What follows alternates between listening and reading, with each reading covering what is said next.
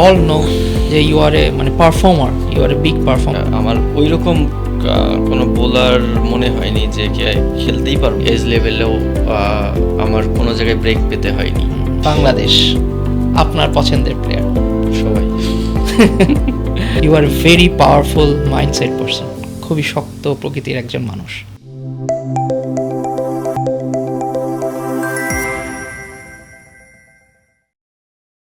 স্বাগত জানাচ্ছি the promise শোতে। আজকে আমার অতিথি হয়ে এসেছেন বাংলাদেশের one of the finest wicket keeper batsman Mohammad Mithun. আজকে আমি তার সম্বন্ধে এবং তার জীবনের গল্প এবং স্ট্রাগল নিয়ে কিছু কথা বলবো। আসসালামু আলাইকুম, কেমন আছেন? আলহামদুলিল্লাহ, আপনি কেমন আছেন? আছি, ভালো আছি। শুরু করবো একদম প্রথম থেকে। আপনার শৈশব নিয়ে কথা বলবো এবং আপনার পরিবার আসলে এই যে ক্রিকেটে আসার পিছনে কতটুকু হেল্প করেছে এটা নিয়ে যদি কিছু বলতেন। শৈশব তো আর দশজন বাচ্চার মতোই, আচ্ছা, যে খেলাধুলা পড়ালেখা এর মধ্যেই ছিল। আমার একটা প্লাস পয়েন্ট ছিল, আমার বাসার সামনেই মাঠ, তো সবসময় মনটা পড়ে থাকতো ওইদিকে। আচ্ছা, যখনই একটু সুযোগ আসতো দৌড়ে মাঠে চলে যেতাম। আর পড়ালেখা ফাঁকি দেওয়ার তো একটা টেন্ডেন্সি ছিলই, যে কিভাবে ফাঁকি দিয়ে খেলতে যাওয়া যায়।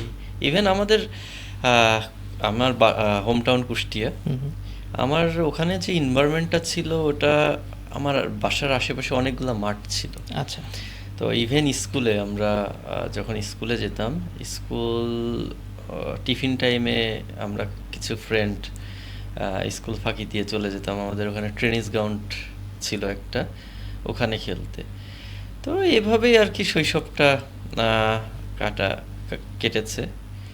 আর ফ্যামিলি থেকে সাপোর্ট বলতে আসলে প্রথমে তো কোনো ফ্যামিলিই চায় না বাচ্চা খেলাধুলা করুক। আর আমরা যখন শুরু করেছি তখন তো ক্রিকেটের তখন জোয়ারও ছিল না। তখনকার বাবা মারা তো চিন্তাই করতে পারতো না যে তাদের বাচ্চা ক্রিকেটকে প্রফেশন হিসেবে নিবে। তো এভাবেই একটা আসলে মেইনলি আমি যখন বিকেএসপিতে আসি তারপর থেকে ফ্যামিলি সাপোর্টটা পেয়েছি। বিকেএসপিতে সুযোগ পাওয়ার পরে তার আগ পর্যন্ত ওইভাবে ফ্যামিলি থেকে কখনোই চিন্তা করে নাই যে আমি ক্রিকেটার হব, আচ্ছা, বা এই প্রফেশনে আমি যেতে পারি। এই যে অনেকের কিন্তু একটা শখ থাকে, যে এটা কিন্তু শখই বলবো, বা কেউ যদি চিন্তা করে যে আমি ক্রিকেটার হব, তার কিন্তু একটা শখ থাকে যে বিকেএসপি থেকে শুরু করা। এই যে বিকেএসপি তখনকার তোমাদের সময় তো আমি যতটুকু জানি যে বিকেএসপিতে ভর্তি হতে পারলে বা সুযোগ পেলে হয়তো বা জাতীয় দল পর্যন্ত যাওয়া যায়। এই যে এই প্রসেসটা নিয়ে যদি কিছু বলতেন, কারণ এখনকার জেনারেশন অনেকেই বিকেএসপির উপর এখনও নির্ভরশীল। না, আমি আসলে বিকেএসপির নামটাও জানতাম না। আচ্ছা, টু বি অনেস্ট, আমার বড় ভাই ছিল, উনিও স্পোর্টস খেলতেন, ক্রিকেট ফুটবল সবই, যেরকম এলাকায় যে খেলাটা হয় বেশ ভালো খেলতেন। তো তার কাছ থেকে আসলে আমার বিকেএসপির নামটা শোনা, এবং আমার আমার এলাকারই ফ্রেন্ড, ও বিকেএসপিতে প্রথমে অ্যাপ্লাই করে ভর্তির জন্য। আচ্ছা, তো তার কাছ থেকে আসলে আমার বড় ভাই শোনার পরে আমাকে জিজ্ঞেস করে যে তোর তো খেলার প্রতি অনেক বেশি নেশা, তো এরকম একটা ইনস্টিটিউট আছে যেখানে প্রফেশন হিসেবে নেওয়া যাবে, স্পোর্টসকে নেওয়া যাবে এবং পাশাপাশি পড়ালেখা। ফার্স্ট প্রায়োরিটি খেলা, সেকেন্ড প্রায়োরিটি হচ্ছে পড়ালেখা। আর তোর পড়ালেখার যে অবস্থা বা যে এরকম মেন্টালিটি, আমার মনে হয় ওখানে গেলে তোর জন্য ভালো হবে। তো শোনার সাথে সাথে আমার ভেতর থেকে একটা অন্যরকম একটা আসে। তারপরে ফ্যামিলি চাইনি, আমার বড় ভাই আসলে অনেক সাপোর্ট করেছে ওই সময়। আমার বড় ভাই আমার ফ্যামিলিকে বুঝিয়েছে, যেহেতু ওর এইদিকে এত আর গেলেই তো হয়ে যাবে না। তখন একটা প্রচলন ছিল যে বিকেএসপিতে মন্ত্রী মিনিস্টারের ব্যাকআপ ছাড়া ভর্তি হওয়া যায় না, এই ধরনের একটা প্রচলন ছিল। তো ওই রকম তো কিছু নাই। আমার বাবা মা বলছে ওখানে তো ওই রকম পিছন থেকে পুশ করার মতন কেউ না থাকলে হবে না, তো আমাদের তো কেউই নাই, ও কিভাবে হবে। তো আমার বড় ভাই পরে ম্যানেজ করে, ঠিক আছে যাক, গেলেই যে ভর্তি হয়ে যাবে বিষয়টা তো এমন না। ও ও যেহেতু শখ করেছে, জিদ করছে, ছোট তখন অনেক, একবার ঘুরে আসুক। তো এইভাবেই আসলে তারপরে ক্যাম্পে গেলাম। উপর আল্লাহর অশেষ রহমত ছিল, পরে সুযোগও হয়ে গেল আলহামদুলিল্লাহ। এই যে একটা প্রসেসের মধ্যে যাওয়া, যে বিকেএসপি থেকে ক্যাম্প থেকে বিকেএসপিতে সুযোগ পাওয়া, এবং বিকেএসপি থেকে যে আসলে আস্তে আস্তে যে ট্রেনিংটা দেওয়া হয় পড়াশোনার পাশাপাশি, এরকম আসলে বাংলাদেশে প্রতিষ্ঠান আমি মনে করি তেমন কেউ নেই, যেহেতু আপনি বিকেএসপি থেকে উঠে এসছেন। সো আপনার কি মানে মনে হয় এখনকার আসলে এই ধরনের প্রতিষ্ঠান কি বাংলাদেশে আরও থাকা উচিত কি উচিত না? না, এটা আসলে থাকলে তো অবশ্যই ভালো, বাট এটা এত ইজিও নয়। আচ্ছা। এটা কিন্তু অনেক কস্টলি, কারণ সরকার থেকে কিন্তু অনেক বড় একটা সাপোর্ট দেওয়া হয় এখানে, আপনিও জানেন সেটা। তো এটা বিকেএসপিতে আমরা যখন ভর্তি তখন কিন্তু সাউথ এশিয়ায় একমাত্র এইরকম প্রতিষ্ঠান একটাই ছিল। এখনো আমি জানি না শিওর যে আছে কি না এরকম প্রতিষ্ঠান। হ্যাঁ, তো জিনিসটা অবশ্যই থাকা উচিত। আর আরেকটা বিষয় হচ্ছে বিকেএসপির এখানে যে সবাই বের হয়ে যে অনেক এস্টাবলিশড হয়ে যাচ্ছে, বিষয়টা কিন্তু এমনও না। আচ্ছা, এটা এমন একটা জায়গা যেখানে আপনার চুজ করার অপশন আছে। আচ্ছা, আপনি আপনার লাইফটাকে কোন জায়গায় দেখতে চান, আপনি কিভাবে দেখতে চান, সেটা কিন্তু আপনি নিজেই চুজ করতে পারবেন। কারণ আপনি দেখবেন যে অনেক স্টুডেন্ট কিন্তু স্পয়েল হয়ে যাচ্ছে ওখান থেকে, কারণ ওরা যখন বিকেএসপিতে থাকে তখন লাইফটাকে ওইভাবে সিরিয়াসলি নেয় না, কারণ ওখানে আপনার গার্জিয়ান থাকে না। স্যাররা হয়তো বা একটা সার্টেন টাইম আপনাকে টেক কেয়ার করবে, কিন্তু তারপরে কি করবেন না করবেন সেটা কিন্তু সম্পূর্ণ আপনার নিজের উপরে, যে আপনি কোন রাস্তাটা চুজ করবেন। এক জায়গায় 500-1000 স্টুডেন্ট আছে, তাদের একজন এক ফ্যামিলি থেকে এসেছে, একজন এক মেন্টালিটির। তো এখানে আপনি কোন সঙ্গটা বেছে নেবেন, আপনার কাছে কিন্তু মানে সব রকম অপশন এখানে ওপেন। আপনি চাইলে ভালো পথটা বেছে নিতে পারেন, চাইলে আপনি স্পয়েল হয়ে যেতে পারেন। আবার অ্যাট দ্য সেম টাইম আপনি অনেক ছোট বয়সে যাচ্ছেন ওখানে কিন্তু এত ম্যাচুরিটিও আসে না ভালো খারাপের বোঝার মতন। তো জায়গাটা আসলে খুবই ক্রিটিক্যাল একটা জায়গা, যেখান থেকে আসলে আমি বলবো যে অনেকটা ভাগ্য, অনেকটা আছে, সহায়ক থাকতে হয় এখান থেকে ভালো কিছু করতে হলে। এই যে বিকেএসপি থেকে ঘরোয়া ক্রিকেটে আসা, ঘরোয়া ক্রিকেটে আমরা উই অল নো যে ইউ আর এ মানে performer, you are a big performer, এবং মানে জাতীয় দলে ঢোকা পর্যন্ত ভালো পারফরমেন্স ছিল এবং ফর লং টাইম খেলা হচ্ছিল। এই যে ঘরোয়া লিগে খেলাটা, এটা আসলে কতটুক বিকেএসপি হেল্প করে, অথবা যারা বিকেএসপি থেকে বিলং করে না তাদের জন্য আসলে ঘরোয়া লিগে পারফর্ম করাটা কতটুক ডিফিকাল্ট মনে হয়? আই মাস্ট সে যে আমার ন্যাশনাল টিমে আসার আগ পর্যন্ত আমার লাইফটা অনেক স্মুথ ছিল। আচ্ছা, মানে আমার আসার পথটা অনেক স্মুথ ছিল। যেমন আমি 3rd ডিভিশন খেলেছি, 2nd ডিভিশন খেলেছি, 1st ডিভিশন, প্রিমিয়ার লিগ, আমার কিন্তু প্রত্যেকটা সেক্টরে টাচ করা হয়েছে বিকেএসপি টিম থেকেই। এবং আমি নিজেকে লাকি বলবো যে বিকেএসপি টিম 3rd ডিভিশন থেকে প্রিমিয়ার লিগ পর্যন্ত আমাদের হাত ধরেই উঠেছে, আমাদের হাত ধরে এসেছে। তারপর প্রিমিয়ার লিগে আমরা কিন্তু খুব ভালো একটা রেজাল্ট করেছিলাম, যে আমরা মনে হয় 4 নম্বর টিম হয়েছিলাম। তো বিকেএসপি থেকে এসে 4 নম্বর টিম হওয়া এটা কিন্তু সহজ ব্যাপার না, কারণ ওখানে তো সবই হচ্ছে তোমাদের মতো এইজের প্লেয়াররা ছিল, স্টুডেন্ট। ওখানে মুশফিক ভাই শুধু বাইরে থেকে আমাদের সঙ্গে খেলেছিল, উনি ক্যাপ্টেন ছিল আমাদের। তো আমি যেটা বলবো যে তারপরে এজ লেভেল বলেন, এজ লেভেলেও আমার কোনো জায়গায় ব্রেক পেতে হয়নি। আমি একটানা আন্ডার 13 থেকে শুরু করে 19 পর্যন্ত স্ট্রেট খেলেছি। আচ্ছা, তো এখানে আমি বলবো যে আমার এই রাস্তাটা অনেক সহজ ছিল। এই যে একটা সুন্দর কথা যে মুশফিক রহিম আপনাদের টিমে ছিল, তো আমরা সবসময় শুনি যে যখন ক্রিকেট বা যে কোনো স্পোর্টসেই একটা বড় সিনিয়র ভাই বা এমন কোনো একটা লোকের খুব সহযোগিতা প্রয়োজন যে টপ লেভেল পর্যন্ত পৌঁছানো, এবং টপ লেভেল পৌঁছানেও যে এরকম একটা ভাইদের যে একটা সহযোগিতা, এরকম কি কোনো হেল্প কোনো সিনিয়র ভাই কি আপনার লাইফে ছিল? না, যেটা বললাম আমি যেহেতু পারফর্ম করতাম, হুম হুম আমার এজ লেভেল থেকেও যেমন কোনো বাধা পেতে হয়নি, আমার রাস্তাটা অনেক স্মুথ ছিল। At the same time Dhaka লিগেও আমি যখন বিকেএসপির হয়ে খেলি প্রিমিয়ার লিগ, তখনও আমি 500 রান হুম করেছিলাম। হুম এবং তার পরের বছরই আমাকে গাজী পিক করলো। আচ্ছা বিকেএসপি থেকে বের হওয়ার সাথে সাথে গাজী নতুন টিম, আচ্ছা আচ্ছা গাজী ট্যাঙ্ক, কাজী ট্যাঙ্ক, হ্যাঁ। তো ওনারাও ফার্স্ট ডিভিশন থেকে উঠেছিল। তো গাজী ট্যাঙ্কে আমাকে পিক করলো। ওখানে আমি প্রথম বছরই বেশ ভালো ডিমান্ড নিয়ে খেলেছিলাম। আমার বেশ মোহামেডান থেকে অফার ছিল প্রথম আচ্ছা বছরই। আচ্ছা হ্যাঁ, তো পরে আমি গাজী সিলেক্ট করেছিলাম। নান্নু ভাই আমাদের কোচ ছিল। ও আচ্ছা আচ্ছা তো ওখানেও কিন্তু আমি হাইস্ট রান করি প্রথম বছরই। আমি প্রিমিয়ার লিগে বাইরে প্রথম জি, বছর জি। খেলেই, তখন প্রিমিয়ার লিগে 600 রান অনেক রান। অনেক রান অনেক রান। তো আমি 600 রান করি এবং ওই লিগ থেকেই কিন্তু আমি আবার টি-20 ওয়ার্ল্ড কাপে চান্স পেয়ে জি যাই। হ্যাঁ তো আমি যেটা বললাম যে ন্যাশনাল টিমে ঢোকার আগ পর্যন্ত আমার আসলে ওইরকম প্রয়োজন হয় নাই। ঘরোয়া ক্রিকেট ঘরোয়া ক্রিকেট বলেন বা এজ লেভেলে বলেন, যে কোনো বড় ভাইয়ের সান্নিধ্য বা আচ্ছা। তাদের কোনো সাপোর্ট ডেফিনেটলি অনেকেই পেয়েছে, হুম। অনেকের প্রয়োজন হুম, হয়েছে। আমি খুব লাকি যে আমার কারো সাপোর্ট নিতে আচ্ছা, হয়নি বা আচ্ছা। কারো উপরে ডিপেন্ড করতে হয়নি। এই যে ঘরোয়া ক্রিকেট থেকে জাতীয় দলে ঢোকাটা, এবং অনেকের কিন্তু স্বপ্ন থাকে যে জাতীয় দলে ঢোকে ম্যাচ খেলা বা ইন্টারন্যাশনাল স্টেজে নিজেকে প্রমাণ করা।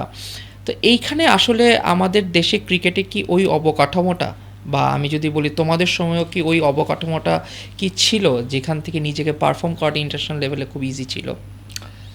দেখেন, আমি জাতীয় দলের ক্ষেত্রে আমি আমার ব্যক্তিগত ক্ষেত্রে আমি বলবো যে আমি জাতীয় দলে খুব একটা লাকি ছিল না আচ্ছা। ন্যাশনাল টিম আমার জন্য। আচ্ছা আচ্ছা কারণ আমার এখানে অনেক বেগ পেতে হয়েছে। কারণ দেখেন, এখনকার কালচারটা কি, যে ইয়াংস্টার যখন আসবে তখন আপনার সিনিয়র যারা থাকে তারা একটা সুযোগ করে দেয় বা তাদেরকে আচ্ছা। সরিয়ে একটা হ্যাঁ, জায়গা হ্যাঁ। করে দেয়, লম্বা সময় সুযোগ দেয়। আমার সময় আমি যখন জাতীয় দলে ঢুকি তখন কিন্তু আমার জন্য এই জিনিসটা পুরো উল্টা ছিল।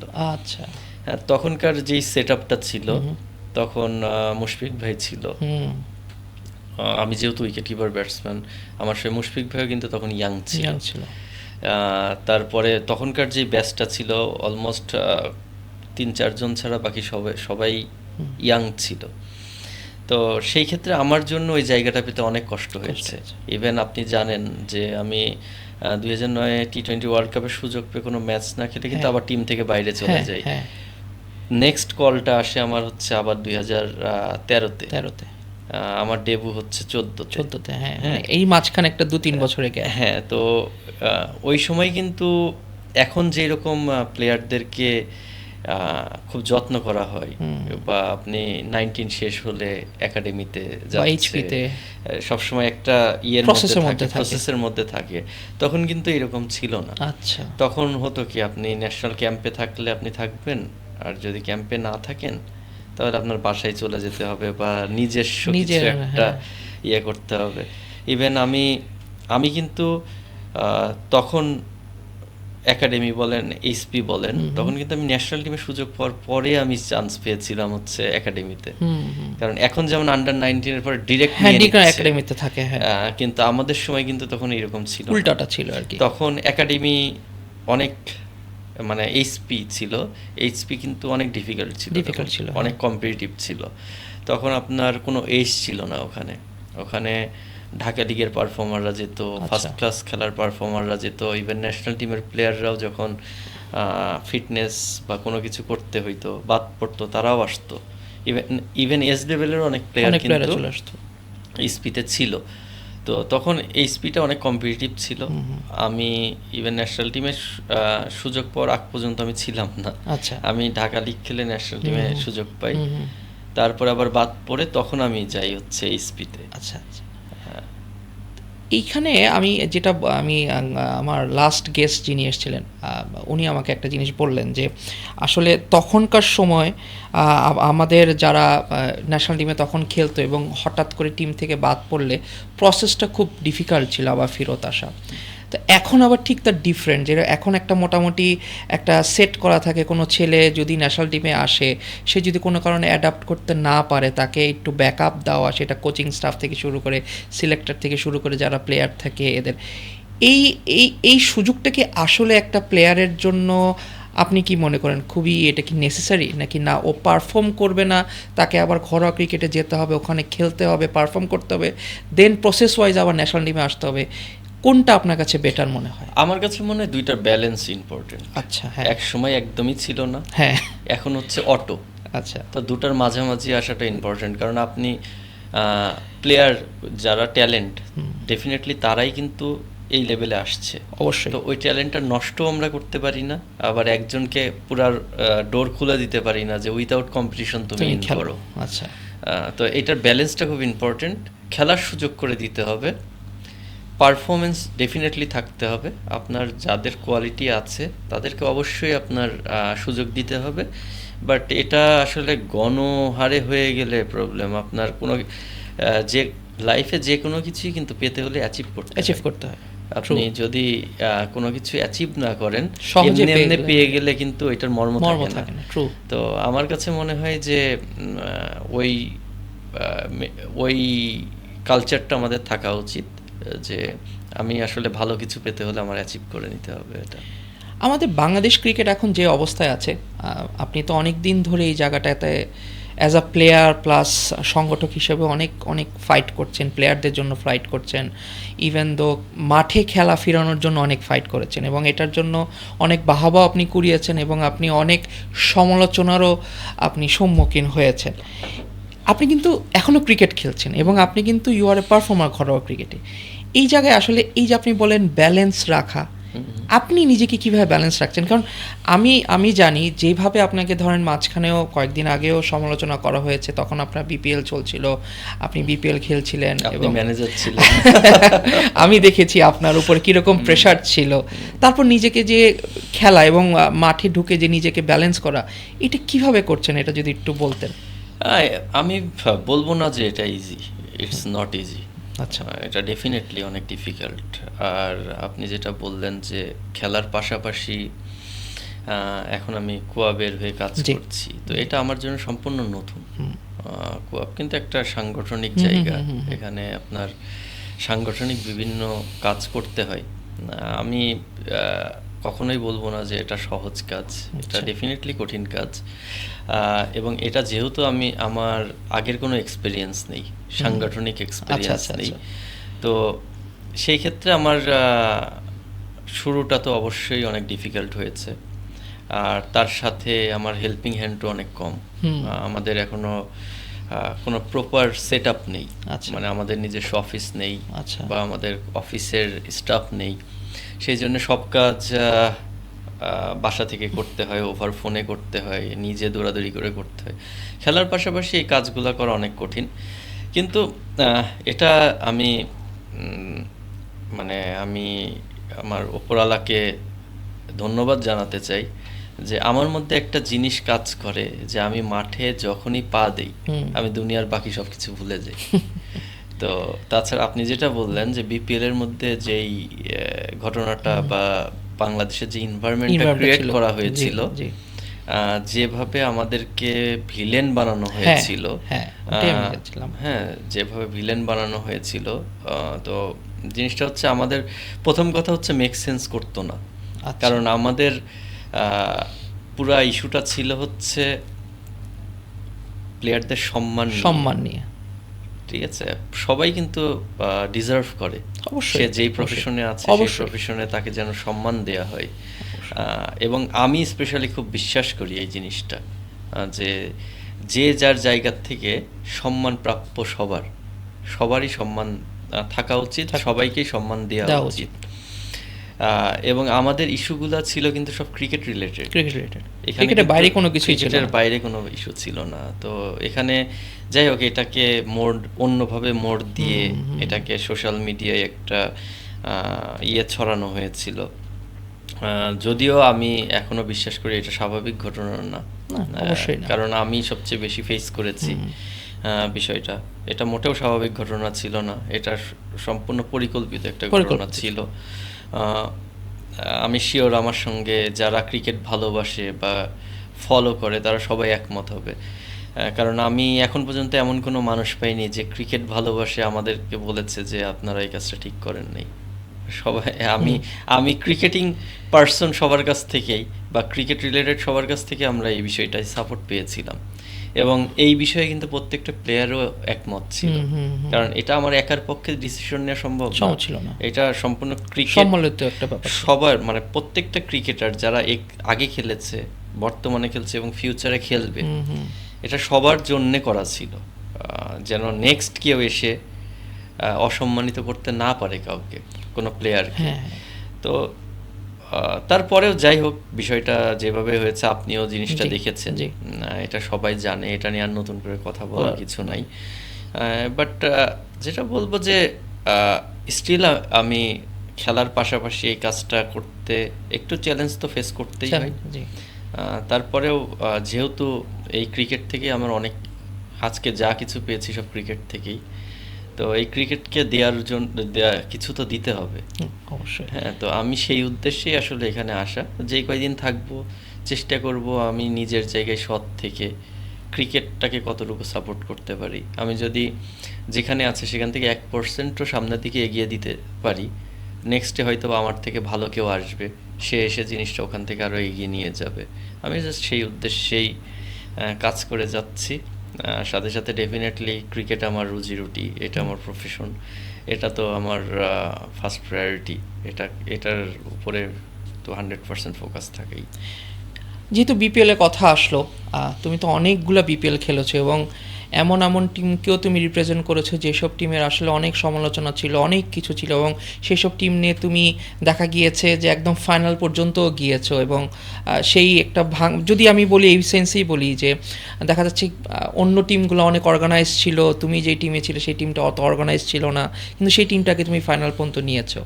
তো এই যে বিপিএলের কথাটা যখন আসে, তোমার কি মনে হয় বিপিএলটা আরও অনেক কিছু অ্যাজ আ বোর্ড থেকে, ক্রিকেট বোর্ড থেকে বিপিএলকে আরও কিছু ইনপুট বা এটাকে আরও, যেটা আমরা বিপিএল একটা সময় যে বিপিএলটা ছিল খুব জাঁকজমক ছিল, সেটা আমরা যে জলুসটা তো আমরা হারিয়ে ফেলেছি, এটাকে কি ঠিক করা কি এখনো মানে পসিবল? অবশ্যই পসিবল। আমি মনে করি যে আপনার ভালো চিন্তা থাকতে হবে, ভালো ইন্টেনশন থাকতে হবে। দেখেন, ফার্স্ট কাজ হচ্ছে ভালো ফ্র্যাঞ্চাইজি আনা। এক্স্যাক্টলি। যখন একটা ভালো ফ্র্যাঞ্চাইজি আসবে তখনই কিন্তু টুর্নামেন্টের চেহারা চেঞ্জ হয়ে যাবে।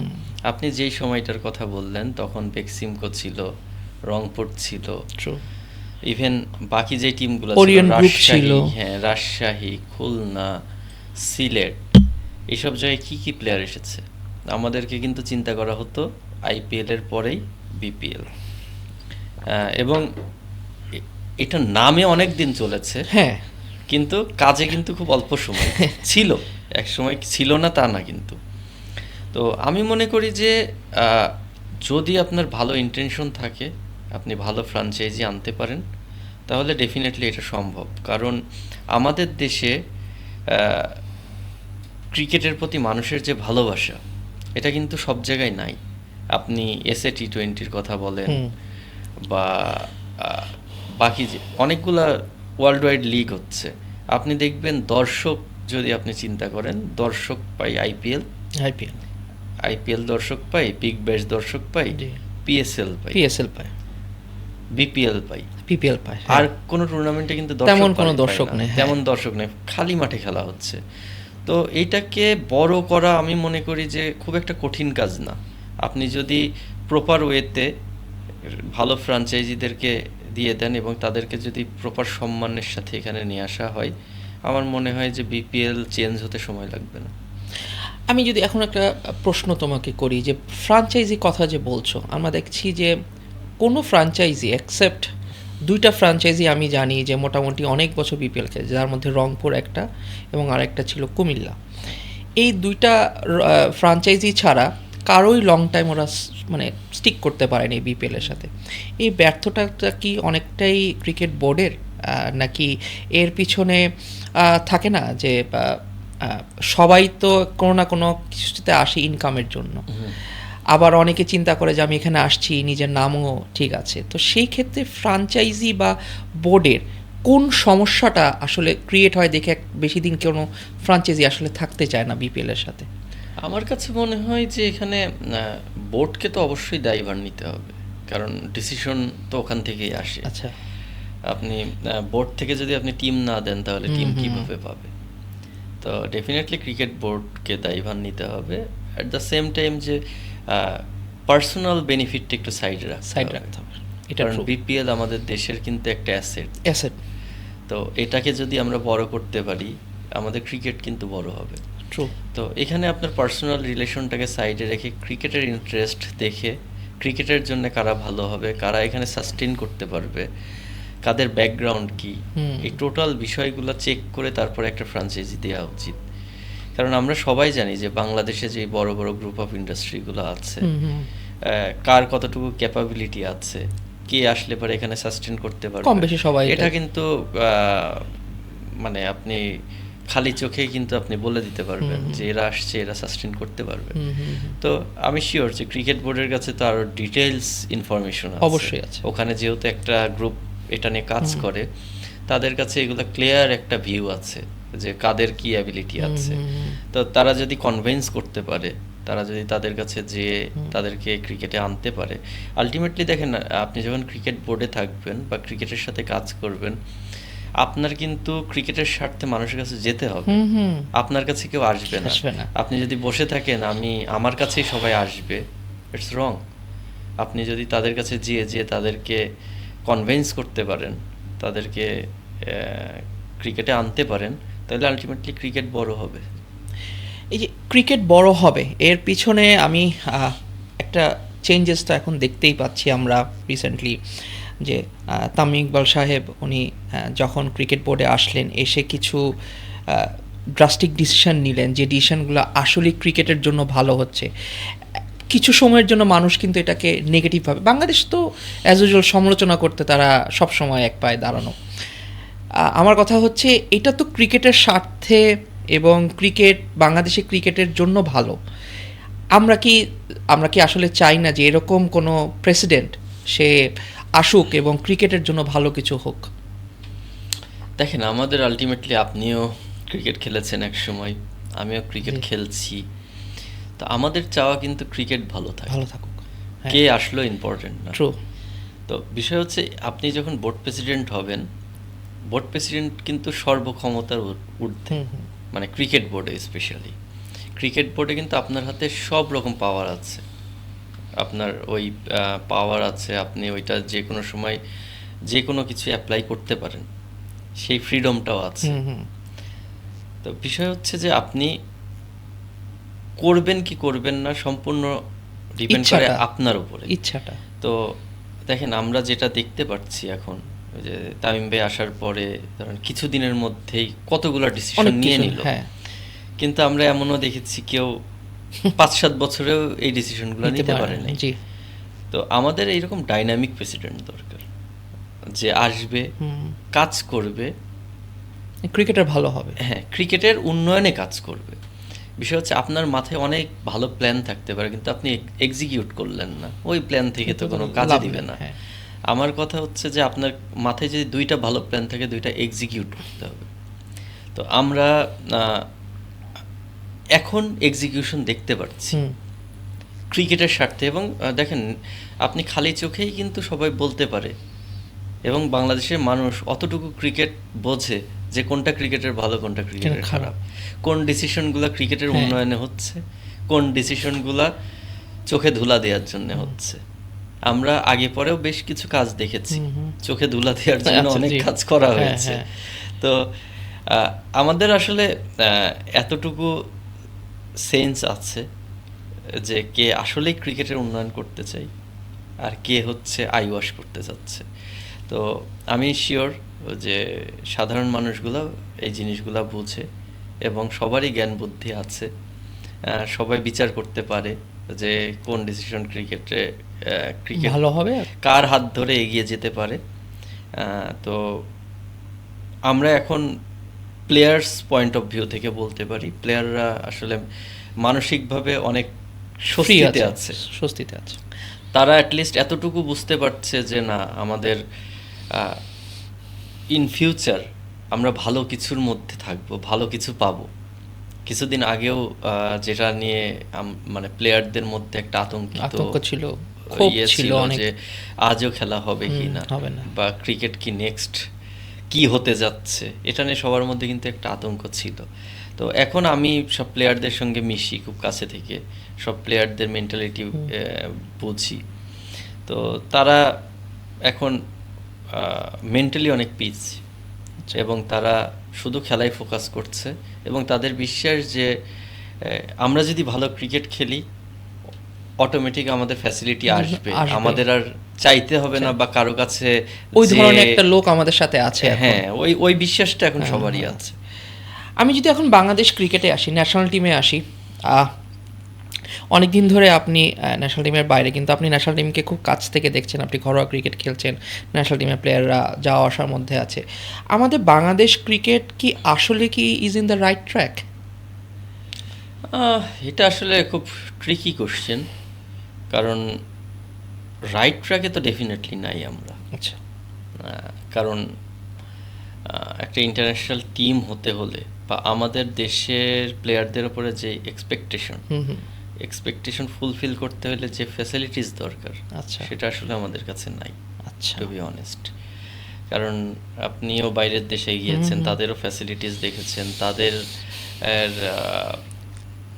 কি বলে ওইটা, তাদের প্রিপারেশন থেকে শুরু করে, হ্যাঁ, তাদের যেই ইয়েগুলো আছে, মেডিকেল ফ্যাসিলিটিস বলেন, কারণ আমাদের দেশে দেখেন একটা প্লেয়ার ইনজুর হলে আর রিকভারি করতে পারে না, সময় লেগে যায় অনেক, অনেক বেশি সময় নিয়ে নেয়। বাইরের দেশে একটা প্লেয়ার ইনজুরিতে পড়ছে, রিকভারি করে তার থেকে ভালো হয়ে আসছে, আর আমাদের দেশে আর ফিরতেই পারে না। হ্যাঁ, তো এইগুলা তো মানে আপনি এইরকম বলতে গেলে পরে 100টা ইয়ে দেখতে পারবেন, 100টা কজ আপনি বের করতে পারবেন। তো আমার মনে হয় যে আমাদের কি ছিল না ছিল বা কি আছে না আছে এদিকে না তাকিয়ে আমাদের সামনের দিকে এগোনো উচিত। কি করলে বাংলাদেশ টিম মানুষের এক্সপেকটেশন পূরণ করতে পারবে, দেশের এক্সপেকটেশন পূরণ করতে পারবে, প্লেয়াররা ইন্টারন্যাশনাল মানের হতে পারবে, বড় বড় টুর্নামেন্টে যে বড় বড় টিমগুলোর সঙ্গে কম্পিট করতে পারবে। আমরা এখন দেখেন আফসোস করি যে বড় টুর্নামেন্টে গেলে আমরা ভালো করতে পারি না।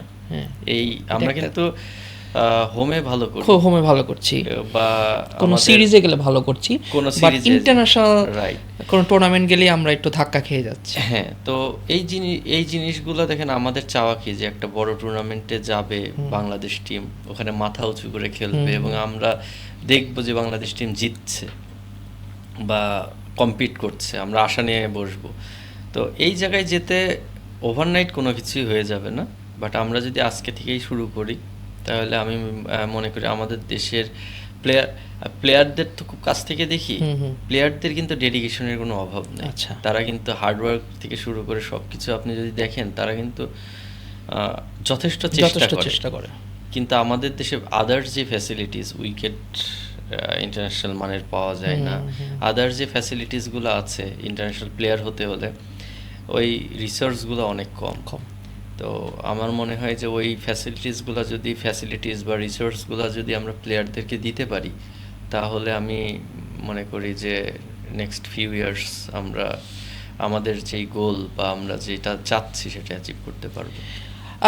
অনেকের একটা প্রশ্ন থাকে যে বাংলাদেশে আসলে এখন ন্যাশনাল টিমে যেই 15 জন খেলছে বা লেটসে যাওয়া আসার মধ্যে থাকে, লেটসে ধরলাম 20-25 জন যারাই আছে, এছাড়া বলে বাংলাদেশে বেঞ্চে অত ভালো ক্রিকেটার নেই। এটা ইয়াং হোক, একটা উঠতি প্লেয়ার হোক, বা যারা দল থেকে বের হয়েছে তাদেরও।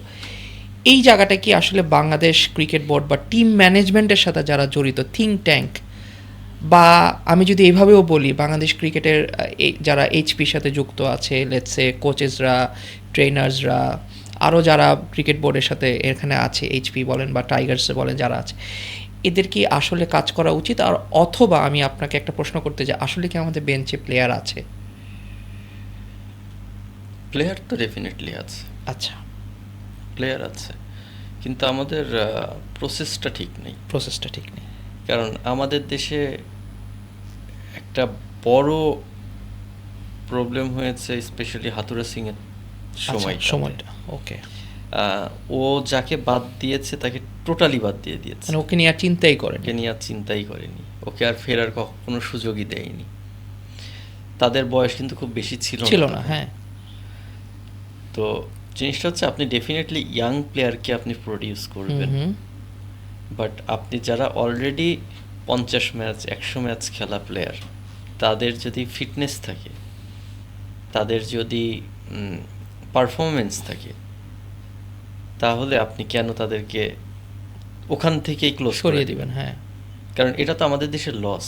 কারণ ওই একটা প্লেয়ার 100 ম্যাচ খেলেছে, হয়তোবা তার কাছে 7 বছর 8 বছরের এক্সপিরিয়েন্স ছিল, যখন তার দেওয়ার সময় তখন তাকে সরিয়ে দিয়েছেন, টোটালি সরিয়ে দিয়েছেন, আর কখনো ওকে আর সুযোগই দেননি। যে ফেরত এসে আমি উদাহরণ হিসেবে আমি রাজ ভাইয়ের কথা বলতে পারি, আব্দুল রাজ্জাক রাজ। উনি যখন ন্যাশনাল টিম থেকে বাদ পড়ে খুব সম্ভবত 31 কি 32 এরকমই, তারপরে প্রত্যেক বছর উনি ঘরোয়া লিগে হাইস্ট উইকেট টেকার হয়েছে, তাকে কিন্তু সে আর কখনো ফিরতে দেয়নি, দেওয়া হয়নি। এরকম নাসির আছে, জি, সোহাগ গাজী আছে, এরা কিন্তু ইন্টারন্যাশনালে ডোমিনেট করে খেলেছিল, কিন্তু এদেরকে কিন্তু আর ফেরার সুযোগ দেয়নি। তারপরে এই কালচারটাই অনেক লম্বা সময় ক্যারি করেছে। তাহলে আপনি বলতে চাচ্ছেন যে কোচের একটা অনেক কিছু ডিপেন্ড করে। হ্যাঁ, দেখেন আমাদের দেশে আসলে হয় কি যে সবাই নিজের ক্রিয়েটিভিটি দেখাতে চায়। আচ্ছা, হ্যাঁ। আমাদের দেশে কোচরা আসলে একটা প্রবলেম হচ্ছে, যেহেতু আমাদের নিজস্ব এরকম ক্রিকেট ব্রেন কম, বা ওই রকম মানে ক্রিকেট বোর্ডে এমন কেউ নাই ওইরকম গার্ডসি যে কোচকে ইনস্ট্রাক্টেড করতে পারে যে তোমার এইভাবে ক্রিকেট আগাতে হবে। সেহেতু যখন বাইরের দেশ থেকে কোনো কোচ আসে, সম্পূর্ণ আমরা ডিপেন্ডেন্ট হয়ে যাই তার উপরে, সে যেটা বলে সেটাই সবাই হাদিস মনে করে নেই। তো জিনিসটা হচ্ছে যে আমাদের দেশে তখন সে কি করে, যে আমি নিজে দেখেছি যে এই মেন্টালিটি, যে ও নিজের প্লেয়ার বানাতে চাই, যে এটা আমি তৈরি করেছি। আচ্ছা, আলটিমেটলি ওর ওইটা দেখাতে যে অনেক আমাদের রেডি প্লেয়ার নষ্ট হয়ে যাচ্ছে, এই দিকটা ওরা খেয়াল করে না। আর ওরাও জানে যে ওরা পার্মানেন্ট না। ও আচ্ছা, হ্যাঁ, এখানে একটা ওরা কিন্তু একটা সার্টেন টাইম কন্ট্রাক্টেড হয়ে আসে। তো ওদের কিন্তু আমাদের দেশের প্রতি ওই রকম ফিলিংসটা কাজ করে না। ওরা প্রফেশনাল আসে, ওদের নিজের কাজ দেখায়, কাজ দেখে যতদিন পাই মোটা অঙ্কের স্যালারি নেই, চলে যায়, ইটস ফাইন। দেখেন বিদেশি কোচ আপনার লাগবেই, আচ্ছা, কিন্তু তারা যদি এসে পুরো ক্রিকেট ডমিনেট করতে চায়, বা আমার দেশের ক্রিকেটের পুরো কালচার ঘুরিয়ে দিতে চায়, তাহলে হবে না। দেখেন ইন্ডিয়াতেও কিন্তু বিদেশি কোচ কাজ করছে, কিন্তু ওরা এসে কিন্তু ওরা ক্রিকেটটাকে যেভাবে সামনের দিকে নিতে চায়, প্ল্যান কিন্তু সম্পূর্ণ ওদের, এবং বিদেশি কোচ এসে ওইটা কিন্তু ইমপ্লিমেন্ট করে। তো আপনি সব অথরিটি আপনি দিয়ে দিতে পারবেন, কোচের উপর দিয়ে দিতে পারবেন না। আপনার পেছনে এমন একজন থাকতে হবে যার কাছে পুরো ক্লিয়ার ভিউ আছে, যে আমার দেশের ক্রিকেট নেক্সট 5 বছর পরে কোথায় দেখতে চাই, নেক্সট 10 বছর পরে কোথায় দেখতে চাই, এবং এটার রোড ম্যাপটা আপনার থাকতে হবে। আমি এইভাবে আমি 10 বছর পরে আমার দেশটাকে এই জায়গায় দেখতে চাই। এবং বিদেশি কোচ আপনি আনবেন, তাকে নিয়ে বসে ডিসকাস করেন, তার যদি কোনো ইনপুট থাকতে, তার ইনপুটও থাকতে চাই, অবশ্যই থাকতে পারে, সে শেয়ার করলো, তার যদি এরকম ভ্যালিড কোনো ইনপুট থাকে তাহলে আপনি ওর সাথে অ্যাড করেন, কিন্তু আপনি টোটালি কারো হাতে ফ্রিডম দিয়ে দিলে, হ্যাঁ, এই যে ইমপ্রুভ করার জায়গাটা, বা যেখানেই এই যে এই কথাটা আসে কোচেসের, যেহেতু কোয়াবের সাথে আপনি আছেন এবং আপনি প্লেয়ারদের সাথে এবং কোচদের সাথে অনেক উঠা বসা, এখন আপনি কি মনে করেন বাংলাদেশে কি ওই মাপের কি আসলে কোচ তৈরি হচ্ছে ইন্টারন্যাশনাল লেভেলে? নইলে আমরা আজকে যে পাশের দেশ ইন্ডিয়ার কথাই বলছেন বা পাকিস্তানের কথা বলছেন, ইভেন শ্রীলঙ্কাতেও দেখেছি আমরা যে বিদেশি কোচেরা কাজ করে এবং তাদের আন্ডারে দলগুলোও ভালো খেলছে। তো আমাদের দেশ কি আসলে এই জায়গাটাতে একটু পিছিয়ে আছে, কোচেস প্রোডাকশনটা? আমার কাছে মনে হয় সম্ভাবনা আছে, আচ্ছা, অনেক সম্ভাবনা আছে। এখানে ক্রিকেট বোর্ডেরও অনেক বড় রোল আছে। আচ্ছা। কারণ আলটিমেটলি আমাদের দেশের দেখেন যারা ভালো কোচ তারা সবাই কিন্তু ক্রিকেট বোর্ডের আন্ডারেই আছে। হ্যাঁ, হ্যাঁ। তো ইনাদেরকে আরও বেশি এডুকেটেড করা কিন্তু ক্রিকেট বোর্ডেরও রেসপন্সিবিলিটি। ক্রিকেট বোর্ড থেকেই কিন্তু এদেরকে বিভিন্ন দেশে পাঠাতে পাঠানোর পারে। থেকে, হ্যাঁ। কারণ ইমপ্রুভমেন্টের জন্য, কাজের জন্য আর কি। কাজের জন্য। এখন আপনি যখন বাইরের দেশের কোচরা ইমপ্রুভ করে কেন? কারণ তারা কিন্তু পুরো ওয়ার্ল্ড ঘুরে ঘুরে ঘুরে ঘুরে কাজ করে, বিভিন্ন প্লেয়ারদের সাথে কাজ করে। আমাদের দেশের কিন্তু ওই অপরচুনিটিটা নেই। আচ্ছা। আমাদের দেশের কোচরা শুধু দেশের কিছু গুটি কয়েক প্লেয়ার নিয়েই নাড়াচাড়া করে। করছে। এদেরকে যদি আমরা কথার কথা ধরেন কাউন্টি ক্রিকেটে পাঠাতে পারি, স্পন্সর ক্রিকেট বোর্ডই করলো, আচ্ছা। জাস্ট টিমের সঙ্গে থেকে এই কালচারটা দেখলো। তো এই ধরনের ইনভেস্টমেন্টে আমার মনে হয় যে একটু ডাইনামিক চিন্তাধারা আর কি হ্যাঁ, আনতে হবে। বাংলাদেশ, আমি বলবো যে আমাদের যেহেতু আমরা লোকাল ক্রিকেট খেলছি, তো আমি যেটা বলবো যে আমাদের দেশে অনেক সম্ভাবনাময় কোচ আছে এবং অনেক ভালো মাথাওয়ালা কোচ আছে। যা আমাদের দেশে এমনও কোচ দেখেছি যারা বিদেশি কোচদের থেকেও অনেক ভালো চিন্তা করে, আচ্ছা। অনেক ভালো বুঝে। আচ্ছা। তো ইনাদেরকে আমরা আসলে যদি আরেকটু প্রমোট করতে পারি, একটু এডুকেট করতে পারি, এডুকেটেড করতে পারি, আর আসলে আমরা যদি কাজের দিতে হবে, স্কোপ দিতে হবে, স্কোপ প্লাস কাজের ফ্রিডমটাও দিতে হবে তাদেরকে। হ্যাঁ, স্কোপ, ফ্রিডম প্লাস আপনার কাজের হচ্ছে রিওয়ার্ড দিতে হবে। হ্যাঁ, রিওয়ার্ড যে ভালো কাজ করছে ট্রু, তাকে আপনার প্রমোট করতে হবে। এটা অনেক ভালো বলেছেন। হ্যাঁ, কাজের রিওয়ার্ড না দিলে আমাদের দেশে কিন্তু অনেকেই শুধুমাত্র ক্যারেক্টারের জন্য অনেক পিছিয়ে পড়ে যায়। হ্যাঁ, যে ও একটু চুপচাপ ভদ্র, সেই জন্য ওকে কেউ প্রমোট করে না। আবার কেউ আছে যে ভেতরে কিছু নাই, বাইরে এগ্রেসিভ, ওকে সবাই মনে করে অনেক বড় কোচ।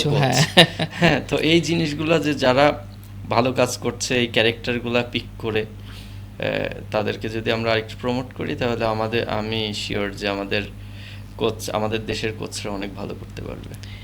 এবার আমি যদি আপনার কাছে আসি, আপনার সব থেকে স্মরণীয় একটা ইনিংস যদি বাংলাদেশের হয়ে বলেন যে এই ম্যাচটা আমার কাছে মনে হয়েছে যে না, I can play the international level cricket right now, because আমি এই জায়গায় ভালো করেছি আজকে এবং আই ক্যান ডু বেটার, কোনো একটা ম্যাচ নিয়ে যদি বলতেন আপনার।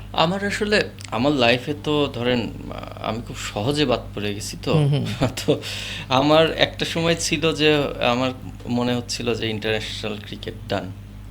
মনে হয় এটা হবে না, এটা আমার জন্য না। আচ্ছা। কারণ আমার লাইফের প্রথম দিকে 2009 থেকে 2018 পর্যন্ত এইভাবেই কেটে গেছে। আচ্ছা। যে এক ম্যাচ খেলেছি, পুরো সিজন পারফর্ম করেছি, গিয়েছি এক ম্যাচ খেলেছি, আবার বাদ।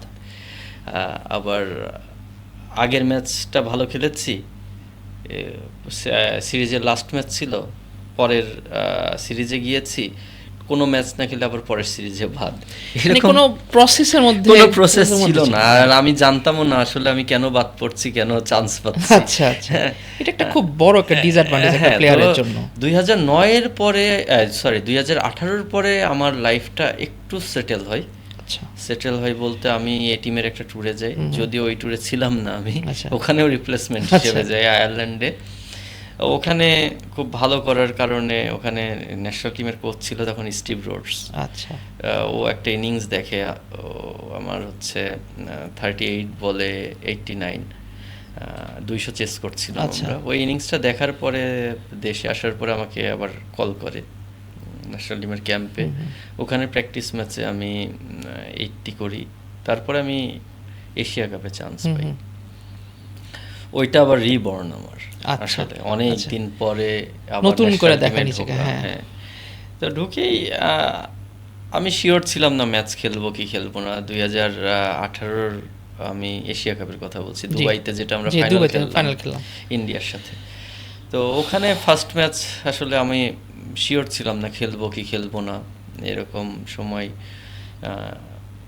ব্যাটিং অর্ডারও জানি না আসলে, পরে ম্যাচ খেলছি, ব্যাটিং অর্ডারও এরকম ফিক্সড ছিল না, যে আমাকে বলেছিল রেডি থাকতে, কিন্তু কখন ব্যাটিং বা কিছুই বলা হয়নি তখন। মানে আনফরচুনেটলি যে তামিম ভাই ইনজুর্ড হয়ে গেল। আচ্ছা। আঙুল ফ্র্যাকচার হলো, এক হাতে যে ব্যাটিং করলো। তারপরে কুইক 3টা উইকেট পড়ে গেল। আমাদের মনে খুব সম্ভবত 9 রান কি 10 রানে 3 উইকেট ছিল এরকম। তারপরে আমার আর মুশফিক ভাইয়ের একটা অনেক বড় পার্টনারশিপ পার্টনারশিপ হয়। তো আমার কাছে ওই ইনিংসের পরে মনে হয়েছে যে না, আমি ইন্টারন্যাশনাল খেলতে পারবো। আমার কাছে ওই বিশ্বাসটা এসেছিল যে ওই দিন আমার 67 রানের ইনিংস ছিল, মুশফিক ভাই 100 করেছিল। তো ওই ম্যাচটার পরে আমার কাছে আমার ওই আত্মবিশ্বাস, কারণ তার আগ পর্যন্ত আমি আসলে একটা গোলক ধাঁধার মধ্যে ছিলাম। তারপরে আল্লাহর রহমতে আমি খেলেছি, অনেক বছরই খেলেছি, বাট স্টিল ওই একটা প্লেয়ারের যেইভাবে রাস্তাটা স্মুথ হওয়া দরকার ওইভাবে ছিল না কখনোই। অনেকে যদি এখন তো অনেকেই বলে যে আসলে উইকেট কিপাররা মোটামুটি যদি সে উইকেট কিপার ব্যাটসম্যান হয় তার জন্য আসলে ক্রিকেট খেলাটা একটু ডিফিকাল্ট, বিকজ তার ফিটনেস থেকে শুরু করে তার আবার দেখা যাচ্ছে যে উইকেট কিপিং করে তার কিন্তু ব্যাটিংও করতে হচ্ছে বা ব্যাটিং একটু লং করতে হচ্ছে। সেক্ষেত্রে আবার আমরা এটাও জানি যে একটা উইকেট কিপার কিন্তু মোটামুটি একটা ক্যাপ্টেনের সমতুল্য, সে পুরো মাঠটা খেয়াল করছে, বলার কী করছে, ব্যাটসম্যান কী করছে বা কী করতে চাচ্ছে এগুলো সব রিড করতে পারে। তো আপনার কি মনে হয় যে ক্রিকেটে উইকেট কিপার ব্যাটসম্যানের আসলে ভ্যালুটা কি আমরা এখনও ওই পর্যায়ে দিতে পারি? ওয়ার্ল্ড ক্রিকেটে দেখেছি আমরা অনেক বড় বড় উইকেট কিপার ব্যাটসম্যান, লাইক যদি আমার পাশের দেশ বলি আমরা ধোনিকে দেখেছি, খুব ডাইনামিক ছিল। দেন আমাদের যদি অস্ট্রেলিয়ার দিকে দেখি অ্যাডাম গিলক্রিস্ট ছিল, অনেক দিন ক্যাপ্টেন ছিল টিমের। সো এইরকম নামগুলো তো আমরা দেখি। তো বাংলাদেশ কি আসলে এই ধরনের চিন্তাভাবনা কি আছে যে এরকম একটা উইকেট কিপার ব্যাটসম্যান যে বাংলাদেশকে অনেক বছর সার্ভ করতে পারবে? দেখেন, মানে অ্যাপার্ট ফ্রম মুশফিক রহিম, না যেটা আপনি বললেন যে বাংলাদেশেও কিন্তু আপনি দেখবেন যে উইকেট কিপার যারা খেলে লম্বা সময় খেলে, এটাও ঠিক। আপনি খেয়াল করে দেখবেন আগে পাইলট ভাই খেলে গেছে অনেক লম্বা সময়, মুশফিক ভাই তারপরে এসেছে, মুশফিক ভাই অনেক লম্বা সময় খেলছে, এখন লিটন দাস খেলছে। হ্যাঁ, তো আর এদের মধ্যে যেটা বললেন যে পিছন থেকে সবকিছু ভালো বুঝতে পারে, পুরো মাঠটা দেখতে পারে বা ব্যাটসম্যান কি চিন্তা করছে ওটা বুঝতে পারে, এই জন্য এদের কাছে একটা প্লাস পয়েন্ট থাকে। আর এই কারণেই কিন্তু কিপারদেরকে ক্যাপ্টেন হিসেবে সবাই চিন্তা করে, আগায় রাখে। আপনি দেখেন যে যেই নামগুলা বললাম এরা সবাই কিন্তু ক্যাপ্টেন্সি করেছে। ইভেন আপনি ডোমেস্টিকেও যদি চিন্তা করেন যারা উইকেট কিপিং করে সবার, যেমন আপনি ইয়াং যদি বলেন আকবর আলী আছে, ওকেও কিন্তু ক্যাপ্টেন ম্যাটেরিয়াল হিসেবে চিন্তা করে, বা আদার্স যে নুরুল হাসান সুহান আছে ও কিন্তু ক্যাপ্টেন্সি করে। তো ওদের যে ভ্যালু দেওয়া হয় না বিষয়টা তেমন। আচ্ছা, যারা ক্রিকেটের সাথে রিলেটেড বা টিম ম্যানেজমেন্টের ওরাও কিন্তু জানে যে একটা উইকেট কিপার অন্যান্য 8-10 জনের থেকে ও গেমটাকে ভালো রিড করতে পারে বা ওর একটা এক্সট্রা অ্যাডভান্টেজ থাকে। তো এই জন্যেই টিম ম্যানেজমেন্ট থেকেও সবসময় তাদেরকে প্রায়োরিটি দেওয়া হয়। তো আমার মনে হয় যে ভ্যালু করছে, আচ্ছা, বাংলাদেশও ভ্যালু করছে। এবং ইভেন যারা আমি দেখেছি তামিম ভাইয়ের সময়, আচ্ছা, তামিম ভাই সবসময় চাইতো মুশফিক ভাইকে উইকেট কিপার হিসেবে। আচ্ছা, কারণ একটা ক্যাপ্টেনের কিন্তু অনেক কাজ থাকে। হ্যাঁ, আর মুশফিক ভাই কিন্তু মাঠের যেই ইয়েগুলো অ্যাঙ্গেলগুলা সেগুলো খুব ভালো, এগুলা ভালো দেখতে, ভিউটা ভালো, উনি এগুলা খুব ভালো ঠিকঠাক করে রাখতো। ওই কারণে তামিম ভাই সবসময় চাইতো মুশফিক ভাই যেন তার সাথে থাকে। আমি এবার শেষের দিকে চলে আসছি। আপনার কাছে একটাই প্রশ্ন যে আসলে এখন আপনার ভবিষ্যৎ পরিকল্পনা কি, এবং কোয়াবের সাথে আছেন, কোয়াবের ভবিষ্যৎ পরিকল্পনাটা একটু যদি বলতেন। যদি আমার ব্যক্তিগত বলেন অবশ্যই তো আমি আর ক্রিকেটটাকে কন্টিনিউ করতে চাই। আচ্ছা, এই জন্যে ধরেন আমি যত ধরনের হার্ডওয়ার্ক বলেন বা আমার দিক থেকে যতটুকু চেষ্টা বলেন আমি সব কিছুই করে যাচ্ছি। ক্রিকেটটা আমি স্টিল বিশ্বাস করি যে আমার এখনও ওই ক্যাপাবিলিটি আছে বা ওই ফিটনেস আছে যে আমি আবার দেশের হয়ে সার্ভ করতে পারবো, ওই বিশ্বাসটা আমার মধ্যে আছে। বাট টু বি অনেস্ট কোনো হাই অ্যাম্বিশন নিয়ে চলি না। আচ্ছা, বা পেতেই হবে বিষয়টা এমন না, যদি আল্লাহ লিখে রাখে তাহলে হবে, না হলে নাই। কিন্তু ক্রিকেট খেলে যেতে চাই, কোনো রিগ্রেট নাই। যেখানেই খেলছি আলহামদুলিল্লাহ ভালো আছি। আর আপনি যদি কোয়াবের কথা বলেন, যেহেতু একটা দায়িত্বে আছি চেষ্টা করব সততার সাথে এটাকে সামনের দিকে এগিয়ে নিতে, এবং প্লেয়ারদেরকে আরও কতটুকু ফ্যাসিলিটেট করা যায়, এবং আরেকটু ক্রিকেটারদের লাইফটা আরেকটু সিকিউর করতে চাই, কারণ আমাদের একটা এজের পরে কিন্তু আর ক্রিকেট খেলা সম্ভব না, আপনি চাইলেও পারবেন না। তো চেষ্টা করব যে যতদিন আছি এর মধ্যে, যদিও আমাদের ফ্যাসিলিটি পুরাটাই ডিপেন্ড করে বিসিবির উপর, তো আমরা বিসিবির সঙ্গে নেগোশিয়েট করে কতটুকু আনতে পারি। আমার মনে হয় যে এখন ক্রিকেট বান্ধব বিসিবি আছে, এই বোর্ড যদি কন্টিনিউ করে ভবিষ্যতে ক্রিকেটাররা আরও ভালো ফ্যাসিলিটেড হবে। অলরেডি আপনি দেখেছেন ফার্স্ট ক্লাসের আসার সাথে সাথে ফার্স্ট ক্লাসের স্যালারি বেড়েছে, ঘরোয়া লিগগুলো শুরু হয়ে গেছে, নারী ক্রিকেটারদেরকে ফ্যাসিলিটেট করেছে। আমি শিওর যে এই বোর্ডটা সেটেল হতে পারলে, এখন তো অ্যাডহক কমিটি দিয়ে চলছে, সেটেল হতে পারলে ক্রিকেটের জন্য ভালো হবে এবং আমাদের জন্য কাজটা অনেক সহজ হয়ে যাবে। আমি এখন ছোট্ট করে একটা র্যাপিড ফায়ার করব এবং এক ওয়ার্ড এগুলো অ্যান্সার করতে হবে, বা যদি থাকে খুব সিম্পল। শুরু করতেছি। প্রথম প্রশ্ন, সেরা বাংলাদেশের অধিনায়ক আপনার চোখে এটা তো এখন পর্যন্ত কঠিন প্রশ্ন। আপনি যদি রেজাল্ট ওয়াইজ দেখেন তাহলে মাশরাফি ভাই। আচ্ছা, সবচেয়ে কঠিন বলার আপনি ফেস করেছেন আপনার লাইফে, যদি ঘরোয়া ক্রিকেট আর ইন্টারন্যাশনাল দুইটা ভাগ করে বলতে চান বলতে পারেন। না, আমি আসলে করি নাই, কি বলে, আমার ওই রকম কোনো বোলার মনে হয়নি যে খেলতেই পারবো, ডিফিকাল্টিস ফেস হচ্ছে। বাট আমি একটা ম্যাচের কথা বলতে চাই, পিঙ্ক বল টেস্ট।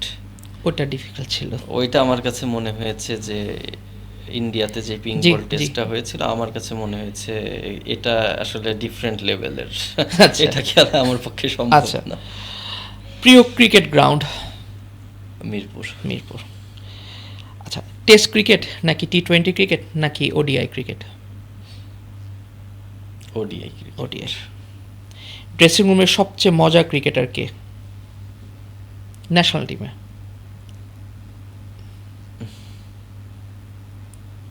যে সব সময় ড্রেসিং রুমটাকে খুব মজা করে রাখতো? রুবেল হোসেন। আজকে যদি ক্রিকেটার না হতেন তাহলে নিজেকে কোথায় দেখতেন? No idea. আচ্ছা, আপনার জীবনের সবচেয়ে বড় অনুপ্রেরণা কে ছিল ক্রিকেটে আসার পিছনে? আমার বড় ভাই। আপনি যদি নিজেকে এক কথায় বর্ণনা করতে চান কি বলবেন? এক কথায়।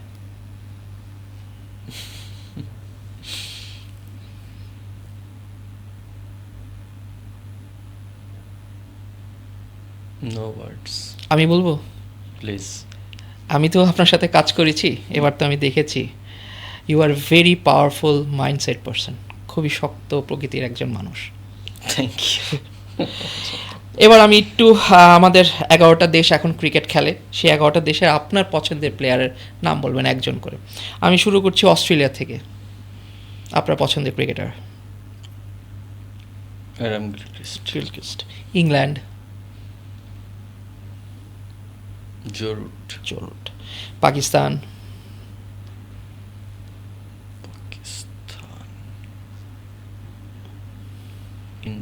ইনজামাম হক। শ্রীলঙ্কা? কুমার সাঙ্গাকারা। West Indies? দুইটা বলতে হবে, কারণ ব্রায়ান লারা আর ক্রিস গেলের সঙ্গে আমি খেলেছি। আচ্ছা, Chris Gayle. India? MS Dhoni. South Africa? Jack Kallis. New Zealand? Brandon McCullum, Kane Williamson. Okay, last দুইটা জিম্বাবুয়ে? Andy Flower. এবং last but not the least Bangladesh. আপনার পছন্দের প্লেয়ার? সবাই একজনের নাম বলবেন না? কুয়াবের প্রেসিডেন্ট হিসেবে একজনকে বাঁচতে পারবো। আচ্ছা, ঠিক আছে। So thank you so much আমাদের এই শোতে আসা এবং অনেক কিছু আজকে জানতে পারলাম। ইনশাল্লাহ ইন ফিউচারও দেখবো আপনি বাংলাদেশি ক্রিকেটের জন্য অনেক দিন সার্ভ করবেন এবং কোয়াবের প্রেসিডেন্ট হয়ে প্লেয়ারদের জন্য এবং ক্রিকেট বোর্ডের জন্য যতটুকু করা, এটাই আমি দোয়া রাখবো যেন আপনি করতে পারেন। Thank ভালো you very থাকবেন। much. জি, Thank সালাম। you.